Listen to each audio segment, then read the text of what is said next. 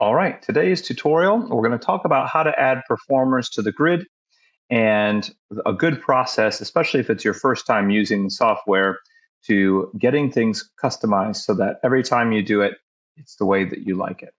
So I've got my menus kind of blown up today real big so you can see them. A way that you can do it and change it if you need to is you can double click here on the left side. You can always change the size of things or put your toolbar ribbon at the bottom instead of the top. I've got mine at the top today because that's kind of the default, but sometimes I like to put it at the bottom. All right, so I'll put it at the top, and I've got mine blown up real big so you can see my menus. All right, so the first thing we're going to do today is we're just going to make a line, and I'll show you some of the differences between 3DX and maybe a previous version, or if it's your first time using Pyware, then this will be fine for you. So you click at the beginning of the line and the end of the line, and it will create by default a two-step interval line, and it will put it on the grid. Now, usually we are used to seeing a menu here where there's a lot of options, and then we accept. When it's at least your first time creating these forms, there's a lot more things. There's a draw tool as part of it, and then an assign. So in this case, I've made my line. I like the way it looks. I don't want to use any of this extra stuff. If I wanted to make it three-step interval, I could change the interval. If I wanted still 9 positions, I just have to extend it, that type of thing.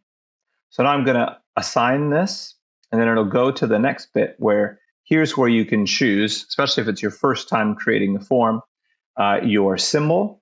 So a lot of Pyware users are used to the X being the default symbol. We can stick with that. And I'll change my color for fun to black. Okay, and then I'll hit accept. Now, in previous versions of Pyware, you would have had 9 X's here. And in this version of Pyware, it goes straight to having, these are actually the animation models. So in a previous video, I showed you how to hotkey your preset 1 and 2. So I'm going to go show you what this looks like in the 3D version, the 3D spot. So I hold Control and my right mouse button. I can move the camera. I can zoom in by scrolling. And you can see that I have 9 models here that I've created. So when even in 2D, you will have the tops of their heads and their shoulders. That's what it shows. Now, I just went back to 2D and they switched to X's. So let me show you just kind of how to make it look the way you want. So in this case, there's a couple different view options up here in the ribbon. Okay, you can have it toggle between showing and hiding the symbols. So you can get the symbol on what they call a puck. So the puck looks like this.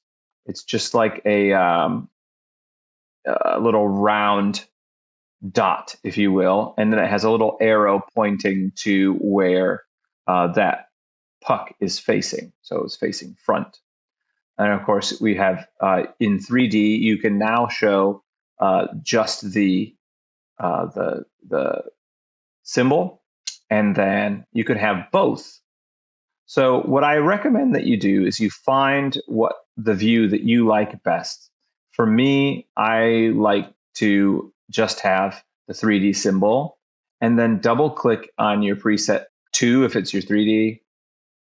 And then I go back to 2D, and I like to have just the symbol here. So I'm going to double click my preset 1. And that makes sure, hopefully, that when I switch between the two, it will automatically go to what looks like the 3D view, and then back to 2D for what I like. Now, it does the same thing for labels. So labeling, as you do, you would select your line, click the label. Everything is up here now. So if you wanted to change the symbol, you could. Wanted to change the color, you could. Enter your text. So let's say these are trumpets. So we'll put T1 and then hit this plus sign. And now we have T1 through 9.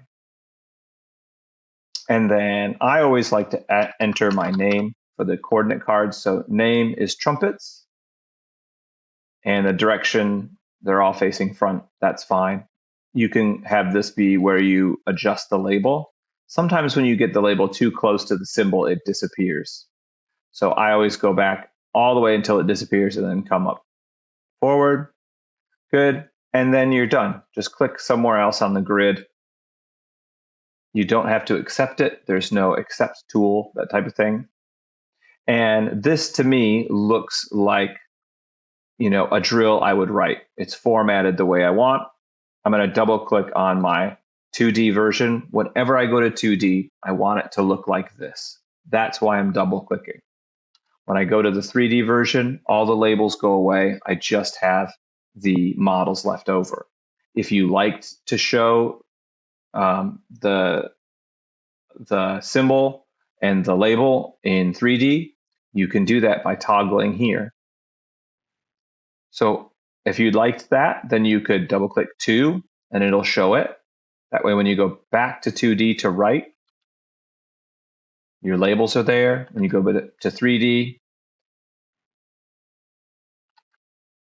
the labels are there. So no matter what you do, that will get changed. So I'll take them away, save my preset 2, go back to 2D view, my labels are there, go back to 3D.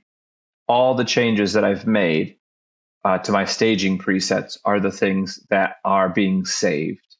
So saving these presets 1 and 2, the 2D and 3D modes, is a great way to get the animation to look the way that you want it, and the 2D view, the writing side of it, to look the way that you want it. So I hope these have been helpful for you. Play around and find the view that you like the best, and then make sure to save things as you go so that every time you write it, you don't have to go through all the menus again and change it.